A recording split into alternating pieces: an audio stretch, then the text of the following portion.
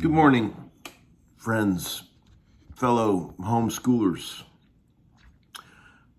fellow rock and roll music enthusiasts. Early morning show for Larry. Just woke up. Just wanted to answer a few VCBs and check in before I go to my session today. A little sleepy, I know. Dude, have you been sleeping? I just hope everybody's doing great. Thanks for all the kind words about the Joe Cocker video I put up. You know, the thing about Joe Cocker that nobody can argue with is the fact that even if you don't like his voice or whatever, that boy gave everything he had.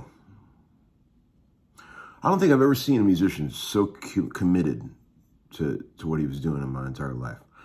It's like he goes into some kind of trance when he plays. I think that's what I'm picking up on the most. You know, when I watch him.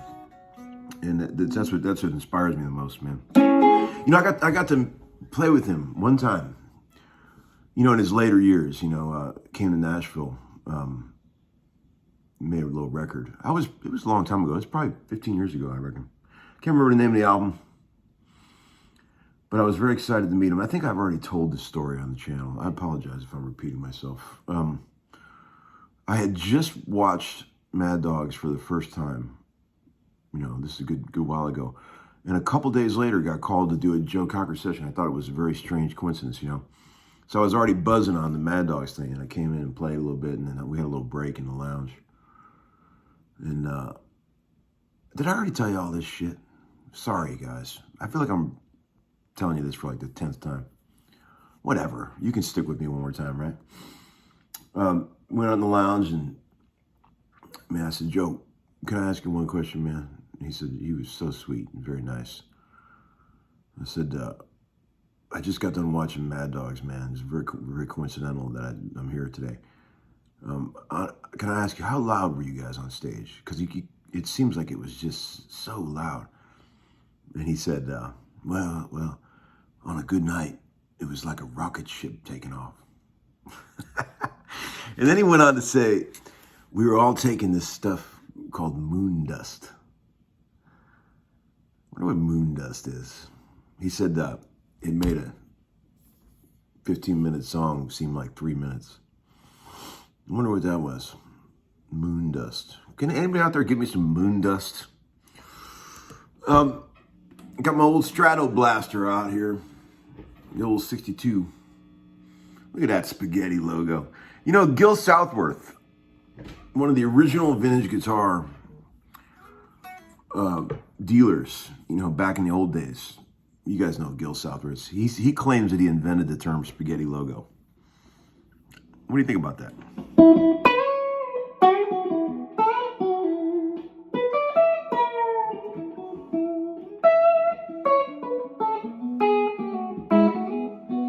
See, the middle pickup on a Stratocaster is an often overlooked gem. See, there's a beauty in that tone right there. There's something in the middle. So a lot of people don't use that middle pickup on a Strat. They tend to gravitate towards the bridge or the neck, you know, but I really like that middle sound. I think it's very cool. I use it a lot. Got that flappy, clacky kind of thing that I love, man.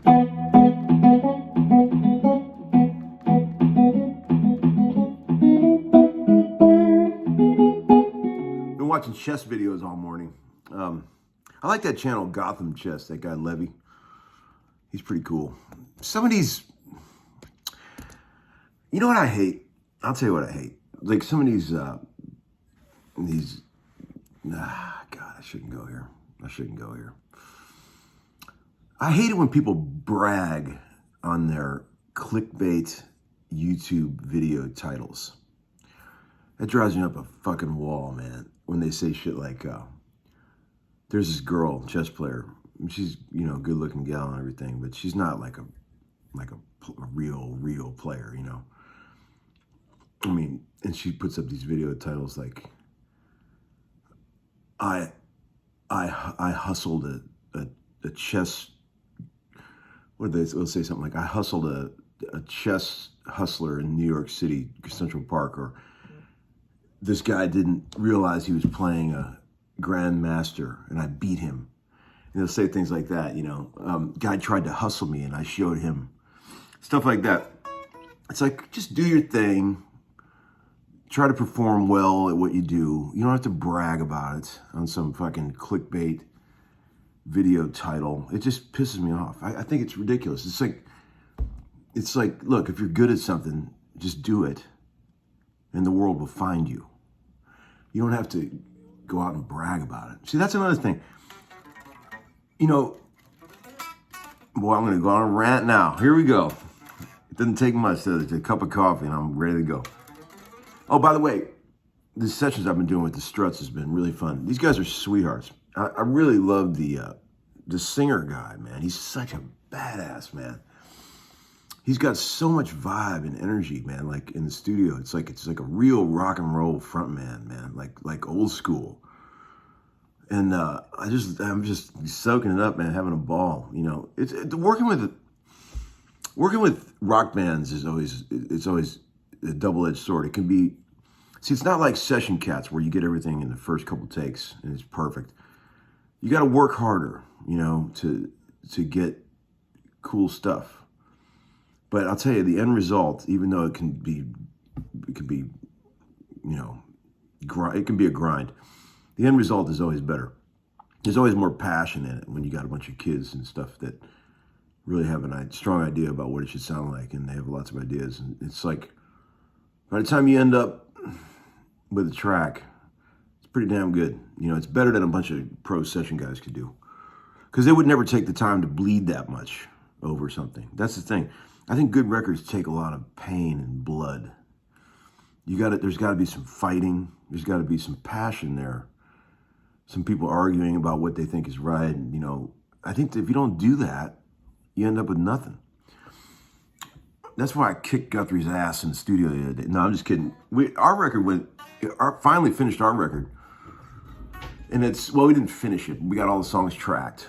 And, man, we had a ball making that. God, I just tried to keep that shit as fresh as possible. I didn't want to do, like, I think I kept every one of my first solos. I don't think I ever played a single solo. I don't want it to be all, you know, molded and put together. I could do that if I wanted to, but I want it to be fresh, first takes, because I think that's where the magic is, man. I really got a lot of feelings about that. as I've gotten older, I really, really appreciate the power of the first take. Where was I going earlier on my rant? You know, it's just about I think I was just thinking about, you know, like just in general.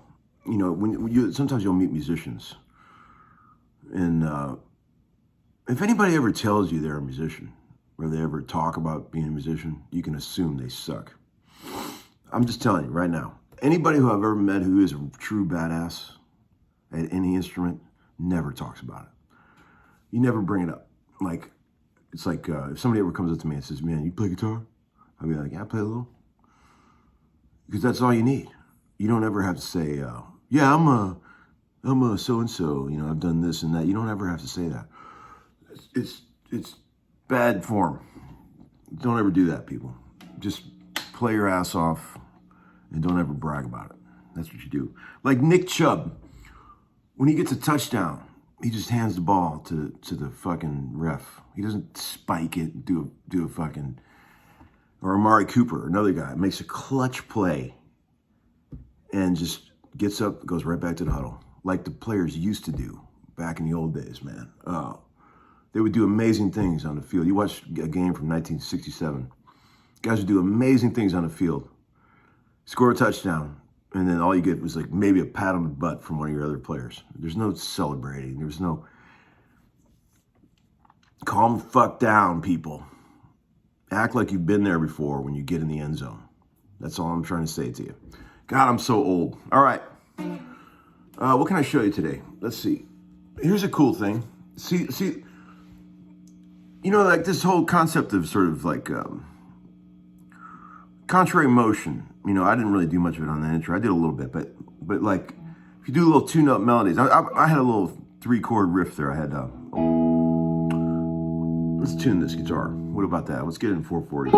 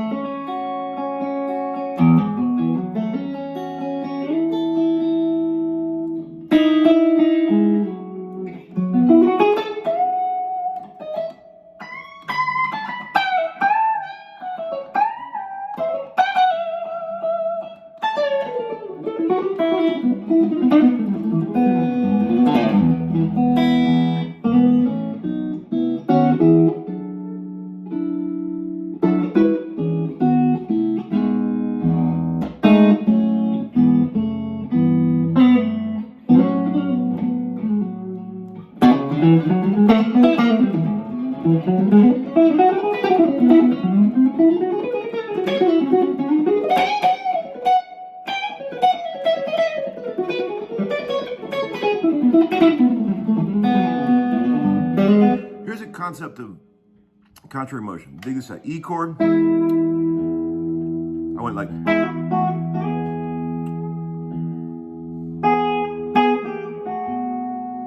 like this. I went, what the hell did I do? I went,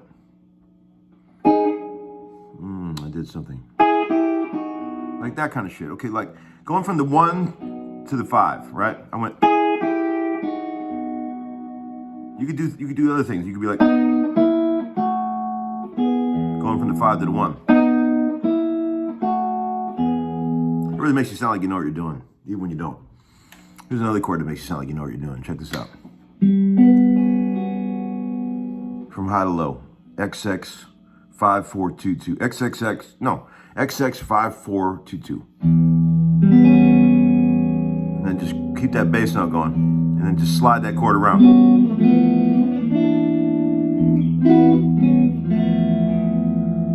Man, it's like deep cat there. Deep cat playing that.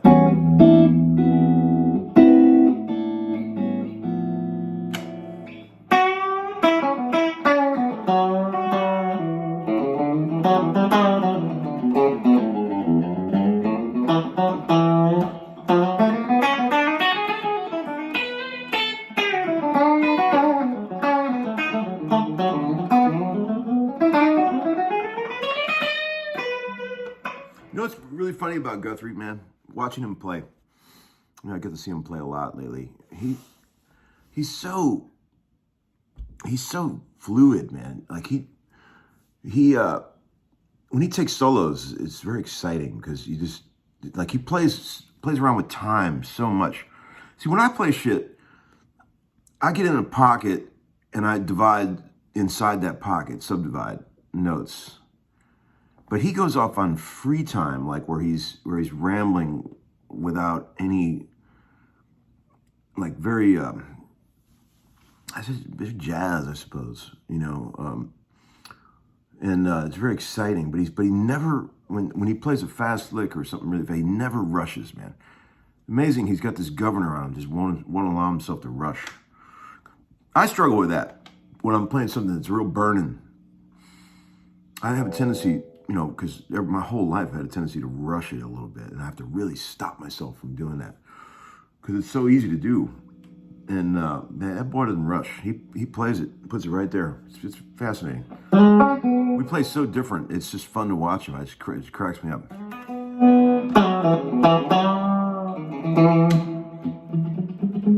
Man, have I rambled long enough? Okay, guys. Have a great day. Enjoy your coffee. See you at the session. See you.